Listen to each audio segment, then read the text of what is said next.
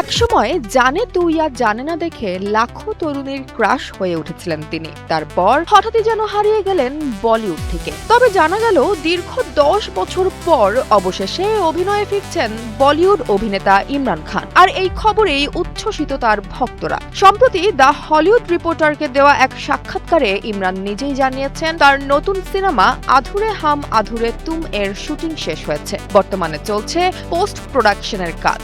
তিনি বলেন, গত এক দশকে এটাই হতে যাচ্ছে তার প্রথম পূর্ণাঙ্গ সিনেমা। কোনো ত্রুটি বা ঝামেলা না থাকলে চলতি বছরের শেষ দিকেই ছবিটি মুক্তি পাবে নেটফ্লিক্সে। ইমরানের ভাষায় এটি শুধু আরেকটি সিনেমা নয়, বরং তার বর্তমান বয়স, অভিজ্ঞতা আর জীবনের সঙ্গে সবচেয়ে বেশি মানানসই একটি গল্প। এটি একটি পরিণত বয়সের রোমান্টিক কমেডি। ছবিতে তার সঙ্গে আরও অভিনয় করেছেন তরুণ অভিনেতা গুরফাতেহ পীরজাদা। 2015 সালে মুক্তি পাওয়া কাট্টি বাট্টির পর বড় পর্দা থেকে প্রায় পুরোপুরি দূরে ছিলেন ইমরান খান। চলতি বছরের শুরুতে ছোট্ট একটি চরিত্রে তাকে দেখা গেলেও প্রধান অভিনেতা হিসেবে এটাই তার দীর্ঘ প্রতীক্ষিত প্রত্যাবর্তন। দীর্ঘ এক দশকের অপেক্ষার পর নতুন গল্প নিয়ে ফিরছেন ইমরান খান।